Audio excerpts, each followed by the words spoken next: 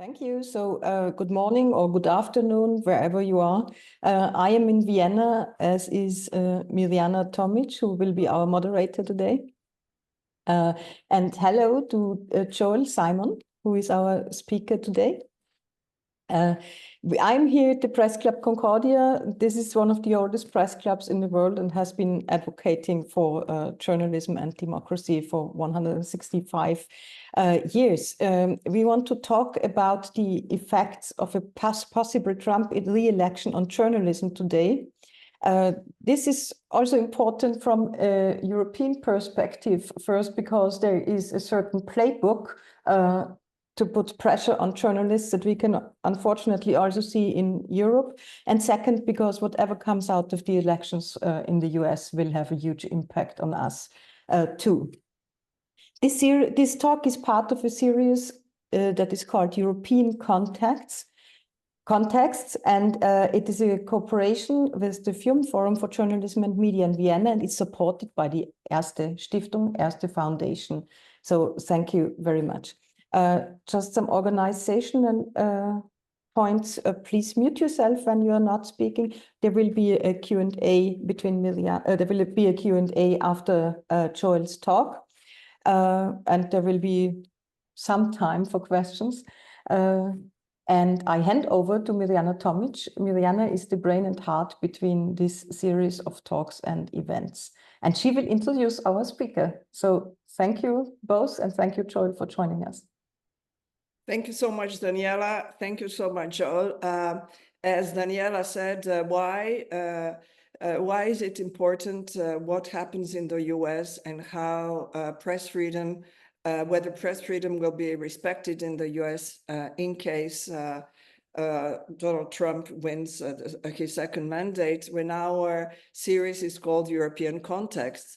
Well, what happens in the US matters. It matters because US is still a role model for democracy. And even if there is no democracy, or if the politicians have non-democratic measures, it can be also copied by autocrats in Europe or and elsewhere. So what happens in the US is very important, and especially when it comes to media, not only, but especially for media. Our speaker today is Joel Simon. He's the founding director of the Journalism Protection Initiative at the City University, New York. He began his career as a journalist in Latin America before joining the Committee to Protect Journalists in 1998. As you know, it's one of the 2 or 3 most important press freedom organizations in the world.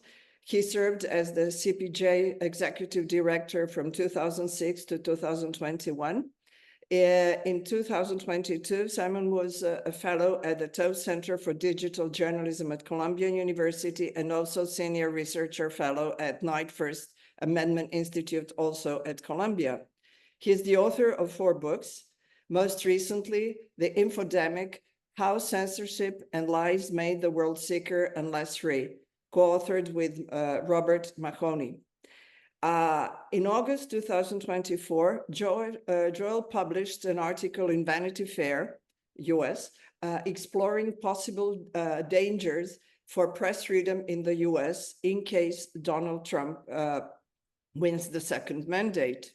On October 1st, the Committee to Protect Journalists, that is the organization where Joel worked before, issued a report called On Edge: What the US election could mean for journalists and global press freedom. According to the US Press Freedom Tracker, assaults on journalists in the US have soared by more than 50% in 2024 compared to 2023. And Trump is still not in power, so it happened during another administration. Before I ask Joel to give us an introduction of where are we now, how worried he is, and what are the areas that worry him the most when it comes to press freedom in the US, I would just like to quote a paragraph from the report of the Committee to Protect Journalists that states, GPJ's interviews with journalists, lawyers, and press freedom advocates over several months ahead of the November vote found that media workers are confronting challenges that include an increased risk of violence, arrest, on and offline harassment, legal battles, and criminalization. Political polarization, the legacy of January 6th assaults on the Capitol, and the lack of police accountability for their treatment of journalists emerged as additional causes for concern. When I read this, I'm not sure if this is a report on a democratic country or not. And before I give you the word, Joel, we spoke a little bit before we started this Zoom talk, and he explained to us that it has become quite normal in the US, if there is a Trump rally, that his supporters scream and insult journalists who are on these particular occasions well protected by security forces, but not as well protected once the rallies are over. So Joel, thank you for joining us, and give us an overview. Where are we? Is there press freedom in the US, and what are the main dangers? Well, first of all, thank you so much, Mirjana, for this opportunity, and it's wonderful to speak to you and to be able to talk about the challenges we face here in the United States in regard to press freedom. Obviously, those of us like me who've been at this for a long time are very concerned about the situation now and about the potential for further erosion of press freedom. Let me just to put things in context. When I was at CPJ, the mandate when CPJ was established in 1991 was to focus on journalists around the world who were working in the most vulnerable and violent environments. And the idea was that we could use the kind of stature and status and power and visibility that the US media had to speak out and stand up on behalf of our colleagues around the world who are working in environments that were less safe and secure. And but throughout CPJ's history, there have always been issues affecting journalists in the United States. There was a seminal report in the 1980s that CPJ did on immigrant journalists in the United States and the attacks that they faced, journalists who were working in languages other than English. And they didn't have the visibility and support from the media community, and there were threats, and there were several murdered. So violence against journalists is not entirely new. And we also saw a tremendous shift during the Obama administration. And the concern at that time was that Obama was incredibly secretive. He didn't engage with the media in the way that previous presidents had. And he also initiated a series of criminal prosecutions, the Justice Department under Obama, targeting journalists under the Espionage Act, which is a very sweeping piece of legislation which criminalizes certain kinds of publication of classified information. We don't have to go into all of that, but what I want to point out is that this is a trend that has been developing for some time. And also, of course, there's rising hostility and distrust and polarization within the United States that's reflected in the way people perceive the media. And I think what's fair to say is beginning in 2016, Donald Trump tapped into that animosity and the sense that the media was not really performing in the way that a certain segment of the American public expected it to do.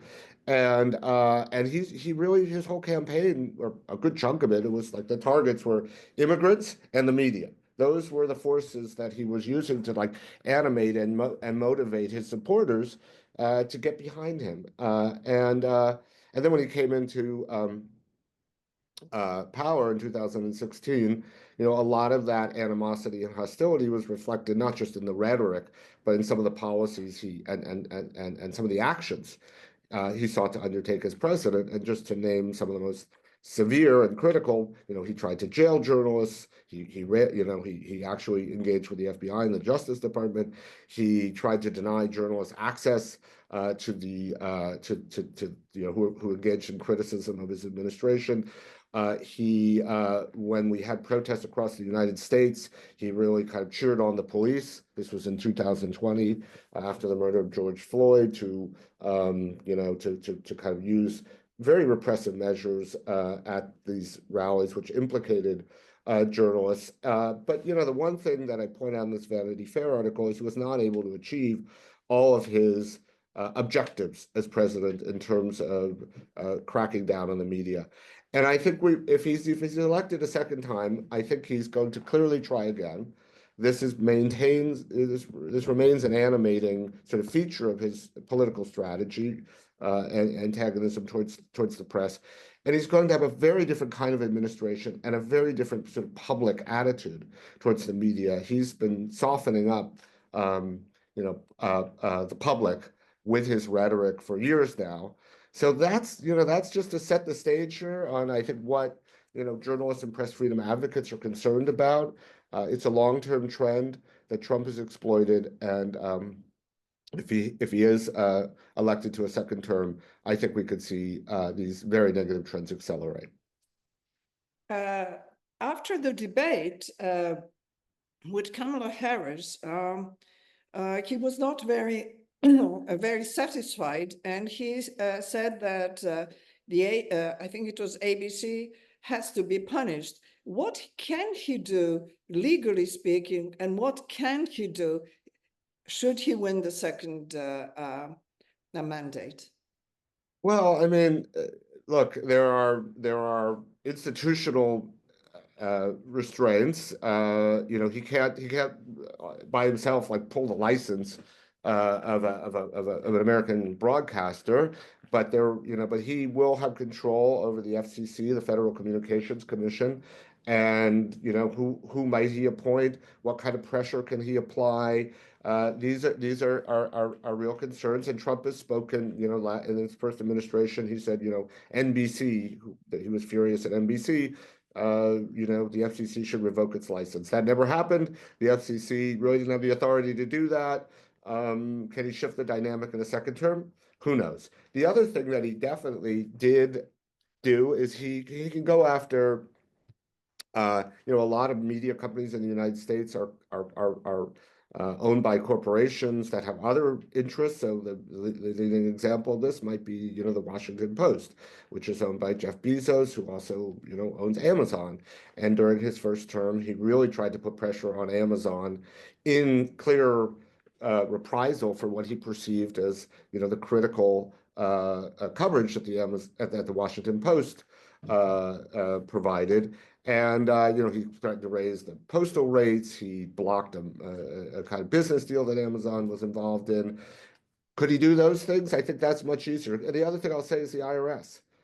Could he sic the IRS on people? He railed about that. He tried to do it. Again, there were kind of people in power in the first term who essentially blocked him from doing that. But I think his second term, if he has a second term, his administration will look very different, and he may have more success in those ventures. To ask you one question about the media economy. From what I understand is when during Trump's first mandate, the US media became very polarized, but that also brought a lot of money. For example, it turned out that it was better to be polarized and semi-biased, and if you wanted to make money, than if you maintained a balanced reporting. Now, there is no more room for that. So there is no more room for making money by supporting one bubble or the other. I understand from your article that that this could be a very important issue, the economic issue, because when Trump won, the New York Times increased exponentially the number of subscribers. It cannot do it now because I guess there aren't enough subscribers, or people are already immune to what is happening. What do you think about it?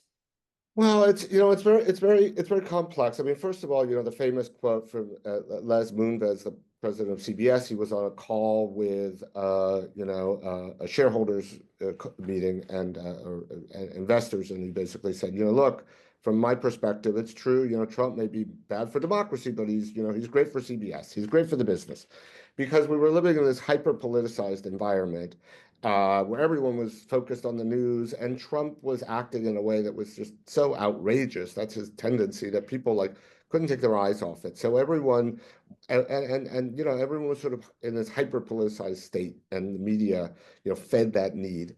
But I think that on the opponents of Trump, there was this kind of idealized remembrance of the Watergate era and the role of the media played in exposing the corruption of President Nixon and bringing him down, politically.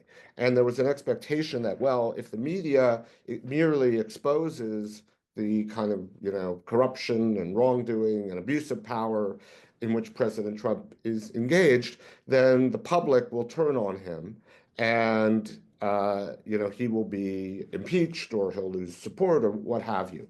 And the dynamic is just so different today. I mean, I just don't think there is, I think the public is not going to be activated in the same way. The political power isn't exercised in the same way. There isn't going to be, a Watergate type revelation that brings down Trump. And so the media's role is just, the media has less power in that context. But people still, wanted to consume it, wanted more information. They were obsessed with politics, and that really translated into a huge influx in subscriptions, greater revenue for many media outlets. And they needed those resources to defend themselves, quite honestly. And I think what I said in the article, and just speaking with people, who look at these, are kind of thinking about the second term, is there's no guarantee that people will be in that state of mind in a second Trump term. There may be a kind of sense of political exhaustion in which people aren't hyper mobilized. They're just like, I can't take this anymore. A certain segment of the population. You're right that subscriptions have already reached a very high level. We may have hit something closer to a ceiling. So there may not be a Trump bounce in the second term. We just don't know. But I definitely don't think that could be assumed. You have said something really important, and that is that people would not react the same way should he win the second mandate. I have just read the latest book by Robert Kagan, and there are a few paragraphs that describe Trump followers. They just love him. They are fans. They are not. They would accept anything he does. How do you explain that? Are they normal followers of a political leader, or it is like a guru type following where no matter what he does, he is right? And what can media do in this situation? Well, look, it's hard to generalize. Trump has, a huge number of supporters, and their perspectives are quite diverse. Some are more, even more traditional mainstream Republicans who will support him, even though, someone like Liz Cheney says he's a threat to democracy. The majority of Republicans, support him because he's the nominee, and they are aligned with some of his economic policies or his conservative agenda or what have you. The other thing that Trump, of course, has done is he's really picked up, he's broken through the traditional Democratic stronghold of the working class. And they just feel that betrayed by the Democratic Party, trade policies, the kind of perception that they represent elite interests. And this is where the media comes in, because the perception is that, the Democratic leadership are aligned with the kind of elite media, and that they just are indifferent to the circumstances of average Americans. That resentment exists, and Trump has definitely exploited it. And what he's been able to do, I think, is, aside from tapping into this resentment, is he uses a kind of language that, and he has this persona that just sort of, if you're angry, he expresses that anger. in ways that are frankly reckless and irresponsible, but resonate with a certain segment of the electorate. And at this point, he represents a movement. He's not really, you know, a kind of political force or representative of a traditional political party. He's a kind of movement. He's a populist leader. He's verging on an autocratic leader. A lot of people think he's, you know, a kind of, you know, sort of has fascistic. Certainly, some of his language echoes, you know, kind of fascist language. I don't know that he's a kind of traditional, like what we would think of as a sort of fascist leader or anything like that. But he certainly has, his language reflects a kind of autocratic exercise of power. So you know, like I think you know, I mean, I don't think, and I said this in the story, that the media should be, or journalists in particular, should be deluded about their ability to reverse these complex forces. It's not like, you know, it's not like there's some, you know, story or some way of framing or covering these issues that are going to change perceptions in a dramatic way. So I think that, you know, what we're left with and what we should focus on is doing our job as best we can in this really difficult environment, reporting with sympathy and empathy, recognize, you know, trying to build our audience and reach as many people as possible, because too many people who the media should be reaching are just tuned out of the kind of democratic contribution that independent journalism makes. They just don't want to hear it, and they're not open to it. I would like to jump in here. That's okay. Talking about the audiences, what we see here is that we have the blurring lines between journalism on the one hand and then propaganda platforms that act as if they were journalists, that present themselves as journalism, but actually they aren't, because they are hyper partisan and they are kind of catching all this audience. How is the situation in the US? Yeah, I mean, we have a hyper-polarized, hyper-partisan media environment. I mean, certainly Fox News plays that role in the U.S. You know, Fox News is complicated because, you know, part of what they do is fundamentally journalistic, and that's the, you know, kind of cover they provide. And then their commentary, though, and their kind of you know, really is not, I mean, they even don't call it journalism. It's a form of entertainment. And it's a kind of, you know, these are people who, again, sort of channel that resentment that is at the core of Trump's popularity and amplify and reinforce it. And we also know that the motive in everything that Fox does, based on the kind of testimony in the libel suit that in which Fox was you know, had to settle an enormous settlement for claiming falsely that, you know, voting machines were not functioning. That what motivates and animates Fox is money, and that they make a choice. This is, you know, their kind of framework was, you know, this is what our audience wants, and this is what it's going to get. And the kind of journalistic standards or adherence to, you know, journalistic principles are not what matters. So, you know, that's the range of programming you'll see if you watch Fox News, and that's why it's penetrated so deeply into like, the American media environment. Is there any chance to draw a line and to, I mean, how do journalists define their profession? Well, I mean, you know, when I was running CPJ, you know, we always resisted the notion that, like, there should be some sort of licensing authority or journalists should be compelled to, you know, follow particular standards, because what you see globally is that that's exploited by authoritarian governments to, you know, basically license and determine who is and who is not a journalist. So that can backfire in a hurry. So journalism has always been an activity It's one that's protected by law, by the First Amendment of the Constitution in the United States. But anyone could be a journalist. Anyone can go out there and start reporting. News organizations, there are professional codes of ethics. News organizations have standards. But the exercise of journalism is open to all. And I really think that any effort to try and regulate it in terms of the activity of doing journalism, it generally empowers repressive actors at the expense of individual freedom.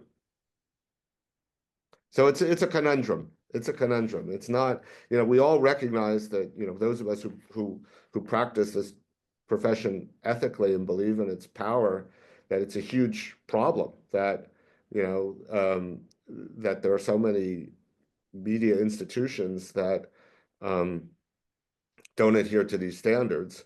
But, no one has come up with a great strategy for how to address that without empowering the very forces that we as journalists are trying to hold accountable. Mm.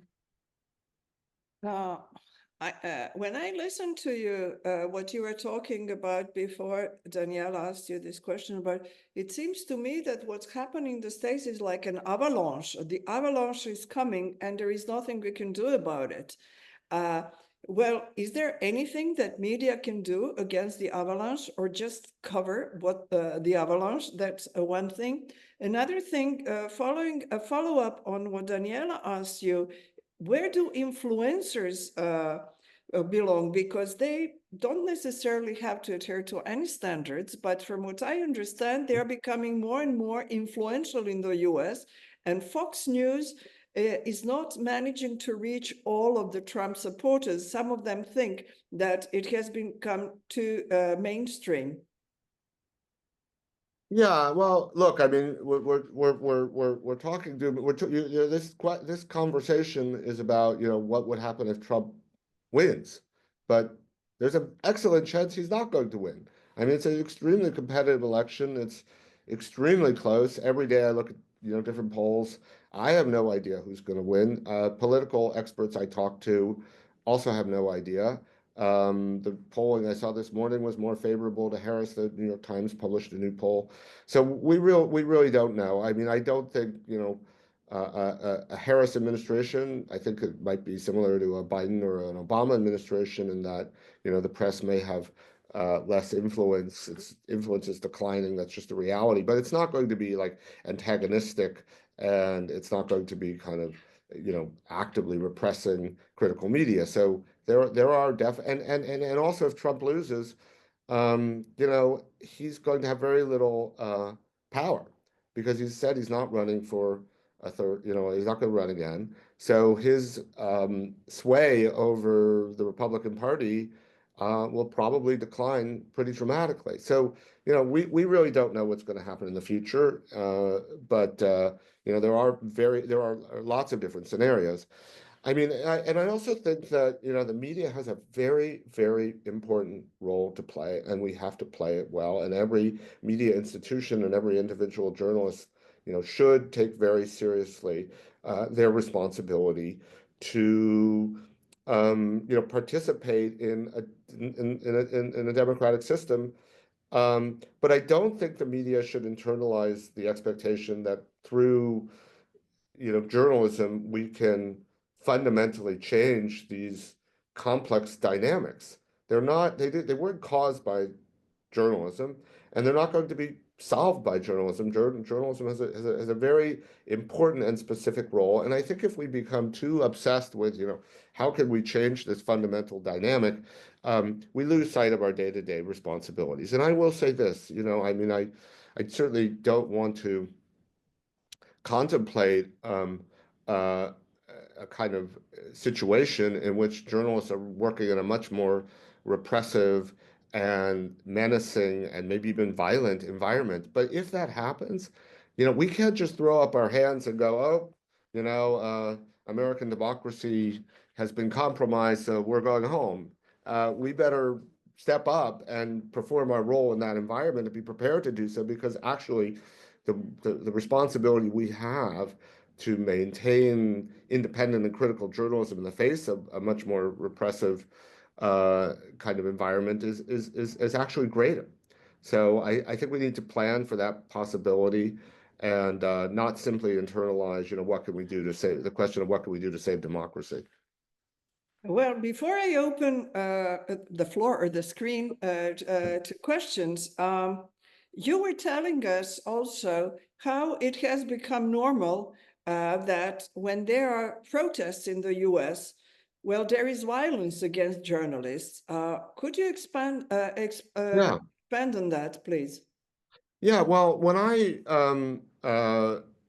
left CPJ at the end of 2021, as you mentioned, I joined the Knight First Amendment Institute at Columbia University, and I worked. I was asked by the director of that institution what I saw as the primary, threat to journalists and press freedom in the United States. And this was coming off of the 2020 social justice protests that swept the United States. Over 100 journalists were arrested or detained across the country. Hundreds were physically assaulted, 80% of them at the hands of the police, covering those protests. And this was a reality for journalists in almost every community. Like, covering protests had become incredibly dangerous, mostly because of the police, the way the police behaved, but also because protesters were increasingly hostile towards the media. They felt often that journalists didn't reflect their perspective. So the environment had become very fraught. And I look back through US history, and I really found that every time there are large-scale protests in the United States, going back to the civil rights era, this was the dynamic. We hadn't had protests of this scale in, half a century. But every time there were flare-ups, you had these kinds of situations, and it's really because the kind of legal status of journalists at protests is unresolved despite the First Amendment, and that correlation has continued. Last year, you mentioned. There was an increase in journalists being arrested. Undoubtedly, that was related to the pro-Gaza protests across the country, particularly on college campuses. 30 some odd journalists were arrested or detained, many student journalists. We just at the Republican National Convention in Chicago over the summer in July, there were pro-Gaza protests, and although there was a heavy police presence and they didn't get anywhere near the convention, and 4 journalists were arrested covering those protests. So it's a reality and a phenomenon, and something that a lot of press freedom organizations and media organizations are working to address. Last question for now is in US society is very polarized, probably more polarized than European societies that are also polarized.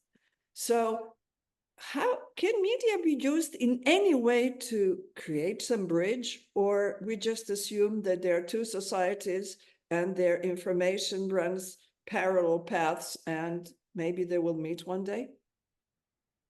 Yeah, I mean, look, I think the challenge in some way in this environment is the market for like commercial media right now, even for news organizations like the New York Times, which are obviously the deeply committed to the kind of historic role that journalists and media organizations have played, is about, if you want to maximize your audience, you're going to have to do a kind of journalism that reinforces the perspectives that they have. I mean, the media organizations have to be more responsive to their audiences, and because of the way information is distributed, the New York Times' audience is national and global. It's no longer a kind of New York City news organization, and that's really good for business, but it's not great for democracy. Like, democracy really is like using the media to build a kind of shared narrative and build consensus and cross boundaries and expose people to different perspectives. So the market and the kind of needs of a democratic society are not aligned. Historically they were more so because if you were a metropolitan newspaper, right, and you wanted to maximize your audience in New York City, and you were the New York Times, and most of the people read you were in New York City, you had to be something that Republicans would read too. Now the New York Times really has a tiny audience, I would say. Audience is, 90% Democrats. I think Europe, because of the structure of the media, because of, how much, in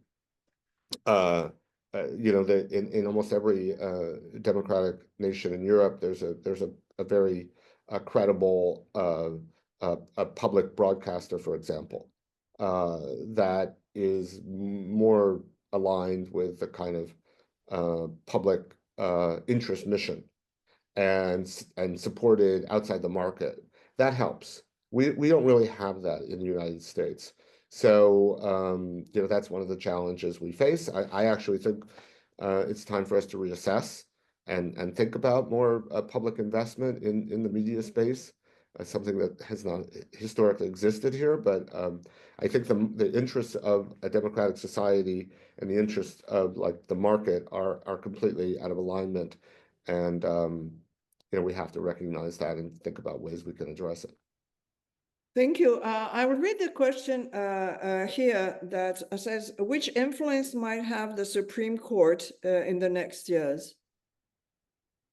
Well, surprisingly, when I, wrote. By the way, please raise your hand if you want to ask a question and turn on the camera, of course. Yeah. So, surprisingly, when I talk to legal First Amendment experts and legal experts about the role of the Supreme Court, they were less concerned. Trump has said that he's going to make it easier to sue journalists. He's been saying that since his campaign in 2015, and he has had no success, essentially. The principle in the kind of legal framework of the United States that governs libel is something called actual malice, and it basically means that if you're a public figure, a news organization can't be held accountable for libel as long as they report it in good faith. That's the simplest way to describe the actual malice standard. So if they, as long as they didn't report something they knew or should have known was false, it's very hard to win a judgment. And the Supreme Court doesn't seem to be, there've been some dissenting opinions and some murmuring that the Supreme Court could be moving away from this principle, but there's no real evidence, according to legal experts that I spoke with. Could that change in the second Trump administration? Yes, it could, because he'll probably have the opportunity to appoint more justices. So while the legal kind of underlying legal framework is not, most experts I spoke with don't think it's at risk. What is true is that a lot of powerful Trump allies have found innovative ways to sue, and one of them is through secretly funding lawsuits that, while they don't really have a chance, it's not necessarily likely they'll prevail. They can be used to harass and drain, create expense for media outlets. So that is definitely happening, and that's something that's of deep concern to many news organizations. Thank you. Ranko Ivankovic, could you please introduce yourself? Yeah, sure. Can you hear me? Yeah. Okay, thanks. My name is Roman Ivankovic, and I'm from Sarajevo. I work with an Internews media project here in Bosnia and Herzegovina. And I have a question. This is in regard to former State Secretary John Kerry, who apparently stated that, let me read it just for a second. He calls for First Amendment to as a major block to stopping disinformation. I only found this news on Fox News. I'm not sure even if this is what he really said, although in the video he is saying this, but we have deep fakes and everything now these days.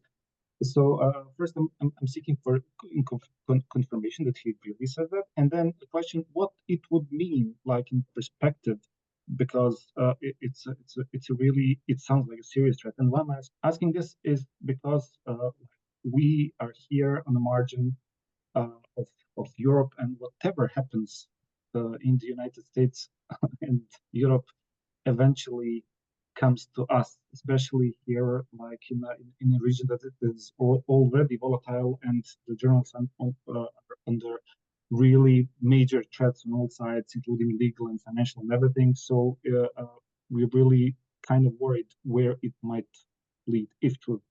Yeah. Thank you. Okay. Well, first of all, I have not seen that Secretary Kerry said that. I will say that, you know, the kind of talking points that the Democrats have embraced, that, you know, disinformation is, you know, a fundamental threat to democracy, has really been like weaponized and turned against them. I mean, it's fundamentally true, but what's happened in the public discourse is that disinformation, you know, Obama talks about it, and all the time, and I've seen other prominent Democrats talk about it. You know, it's sort of been defined as, you know, what the Republicans believe or what Trump supporters believe. That's disinformation. So what happens is the Trump supporters are like, well, if you think what I believe is disinformation, then, you know, that's an insult, and why am I even paying attention to you? And meanwhile, you know, there's this whole group of members of Congress that have actually created a committee that's investigating the ways in which Democrats sought to influence the social media platforms to remove critical information that, you know, is a form of censorship. That, you know, so the challenge is that the whole concept of disinformation has been weaponized domestically, and the Republicans have sort of turned it on its head and made it into a dirty word. And then we're seeing governments around the world crack down on critical speech under the guise of suppressing disinformation, which now leading Democratic figures say is bad. So, you know, if I'm in Indonesia or if I'm in the Philippines and, you know, what my opponent says, I don't want them to be able to say it, I just call it disinformation. Russia is obviously doing this as well. So I think we're in a really difficult, you know, position in which political leaders, by expressing concern about the threat of disinformation, are opening up these opportunities to like both politicize it and weaponize it. I do think it would be better if we found different ways of talking about it, because this is exactly what you're seeing. I don't know if Kerry said this, it seems impossible to me. But if you look at, even if you watch the vice presidential debate between you know, J.D. Vance and Tim Walz, this is kind of some of the Republican talking points, which is like, you're using this fantasy or this phantom disinformation threat to suppress my speech, and you don't really support or understand the First Amendment.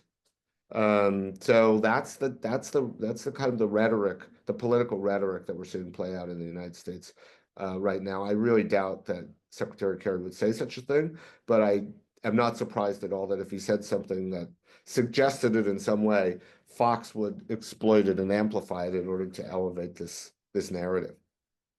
So basically, disinformation is what I don't like.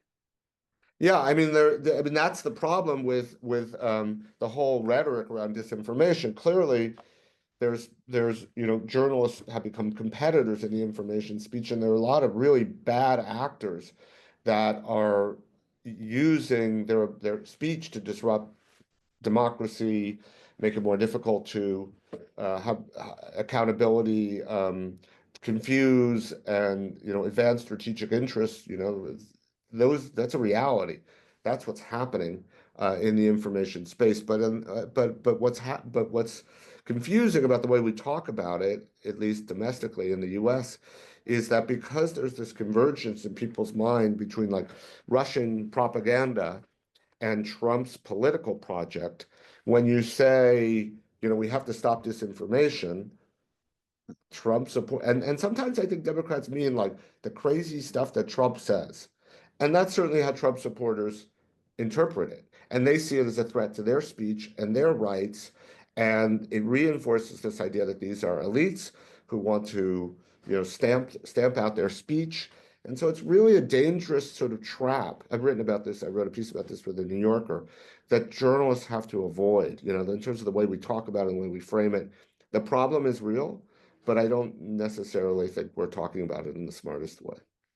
When it comes to Russian propaganda and influence, we have a colleague, a Russian colleague, who has been teaching in Germany for over 10 years, and she says that very often in the West, we overstate the influence of Russian propaganda, and whenever we do it, they're really happy in Kremlin Totally. that we think they're Totally. more important than they are.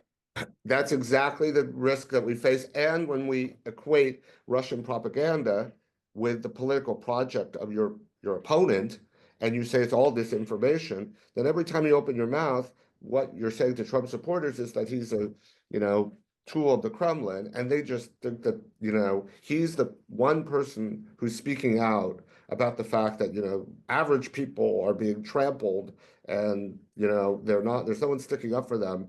And so when you talk about him in that way, you're actually closing off your ability to reach that audience and have any influence over them. So it's a really complicated dynamic, but we have not figured out a way around it. Thank you. Klaus, please go ahead and please introduce yourself. Klaus Brompers, working as a freelance journalist from Vienna and working a lot on the US and democracy. May I put the question, what role will play the fact that Elon Musk now with X is completely on the side of Donald Trump, and when he bought the thing, he abandoned nearly all fact-checking figures in this company, and you can really see every day now that there is no longer any fact-checking. It's like Tucker Carlson, and the best I saw the last days was when Tucker Carlson interviewed Elon Musk, and Musk laughed about the impossibility to have an assassination trial against or an assassination thing against Kamala Harris because she's not worthwhile to be assassinated. Thank you. There's no it's valuable, or it is wrong from my perspective.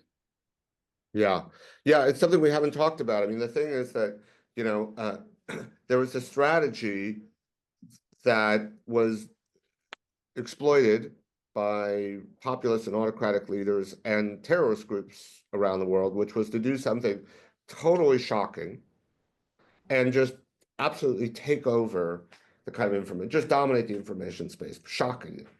And this was a strategy, again, that, like, Trump would do something outrageous. Maybe there'd be some critical coverage of something he did, and then he would just say something completely outrageous, like we have to, remember when it was just absolutely shocking when he said, journalists are, the enemy of the American people. Well, he said that in response, I don't even remember what it was in response to some critical story. And it just spread all over social media, and that dominated coverage, and we weren't focusing on the original report because it was so outrageous.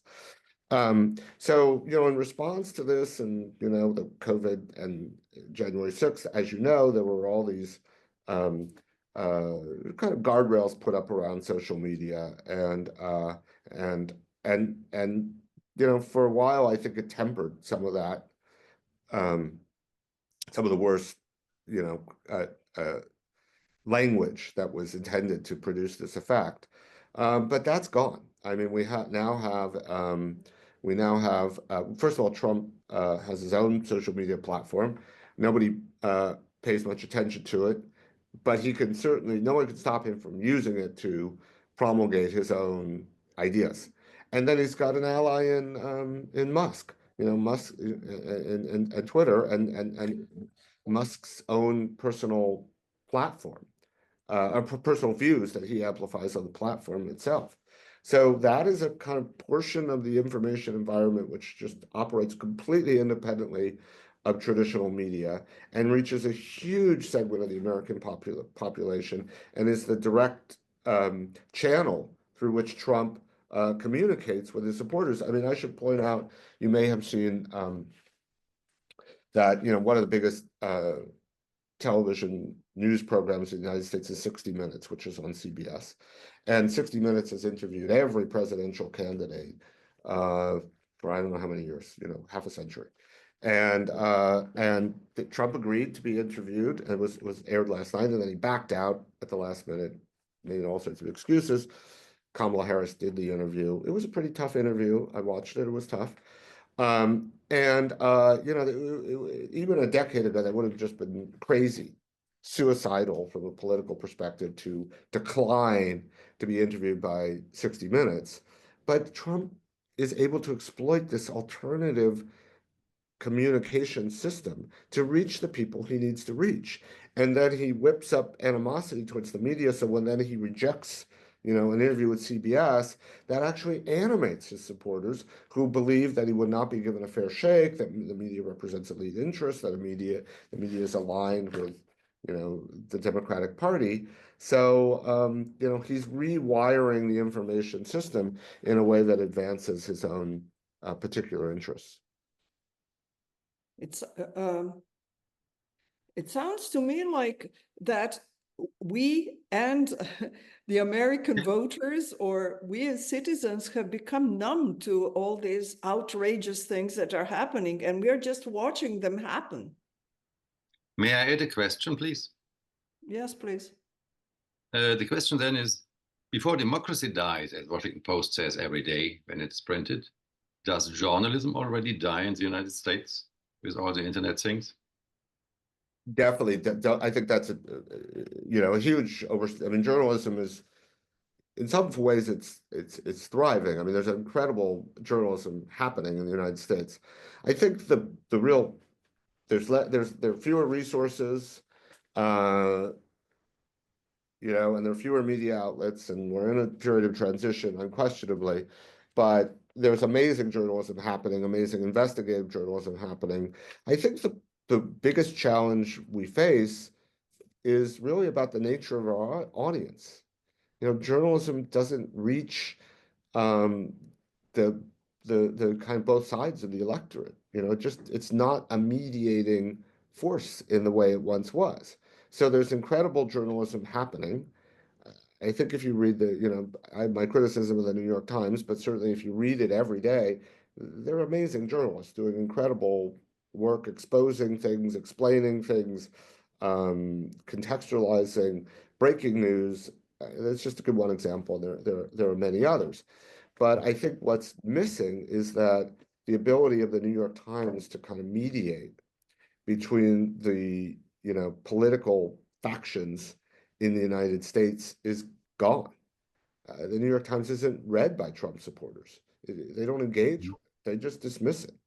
And the media and the information that they consume isn't accessed by supporters of Kamala Harris. So the media has less influence among a broad swath of the American public. It's less influential in the political sphere. It's less of a kind of mediating force. But there's still like incredible journalism happening. It's not dead by any stretch of the imagination. I teach at a journalism school, and so I'm, you know, excited to see the students that I'm teaching, you know, who want to pursue this career. They're still out there and they're finding jobs. But it's certainly different than it was when I entered the profession, which was a long time ago. I know you have to leave right in 5-hour time, 11 your time. I have a question. What is your personal greatest, let's say, fear for the if Trump wins, or if he doesn't win, will he accept a defeat? What is your personal fear? What is it that I'm not saying that you're spending a sleepless night, but what is it that you really worry about? From the point of view of like American democracy, or Democracy and journalism. In fact, I Or- learned from you, and I will definitely quote you on this, about this difference between market forces and what is good for, economically good for media and democracy. That is a very, very important thought. And what is your worry for the press freedom, for the media, and for democracy? It goes together. Democracy without free media does not really exist. I think, look, there are two risks here, and they converge and they amplify one another. So in order for the media to be secure, it needs to be relevant. It's a function of power. And if the media is not powerful, then it is vulnerable. And that's a dynamic that could easily reinforce itself if you have a president in power whose power owes absolutely nothing to the media, who doesn't perceive it as an actor with the ability to help him advance his political project, then the media itself is vulnerable. And it's not clear to me that the public itself, the broad public, perceives the media as an actor which represents its own interests. We're too deeply polarized. So my greatest fear, without going into like huge specifics, is that we get into a reinforcing cycle in which the media's power erodes. And, you know, when I talk this way, you know, Trump supporters will say, you know, it's a very elitist framing, but I do think that the media, for all its flaws, must exist as a powerful, independent institution because the forces that it's engaging with are powerful. And it needs to be able to stand up and defend itself and perform its role. So if it loses that power, it will become vulnerable and more isolated. And Trump is going to be more determined and have more authority and in a second term because of the people that are likely to be part of his administration. There won't be any people there who are institutionalists. They will be loyal to Trump and to his project. And he's also, you know, developed some pretty formidable strategies. So, you know, that is the worst case scenario in which, you know, and I think one way to fight against that, obviously, you know, journalists and media organizations need to defend themselves within the institutional framework.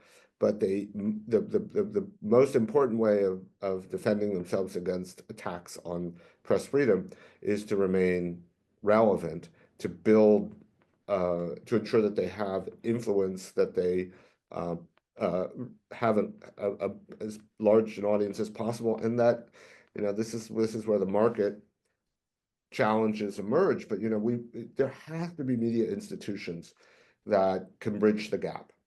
And maybe have a public broadcaster as I mean, that's not happening anytime soon, but I think that, you know, we need to reassess as a country, you know, how the structures that support and sustain independent media. I don't think that's going to happen in the short term, but in the long term, I think that's the biggest challenge we face. Thank you for this positive thought, Daniela. Thank you so much. Usually we like to look to your country in order to see what's coming next, but in this case, it's not so optimistic. But I hope the media remains strong, and I totally agree with what you were saying. We have to remain relevant. Well, thank you so much for this opportunity. It was a pleasure to speak with you all, and I hope to see you in Vienna someday soon. I do hope so. We're looking forward. And thank you so much, Joe. Thank you, Daniela. And thank you to all of you in the audience. Thank you, Miliana. Thank you so much. Take care. Thank you.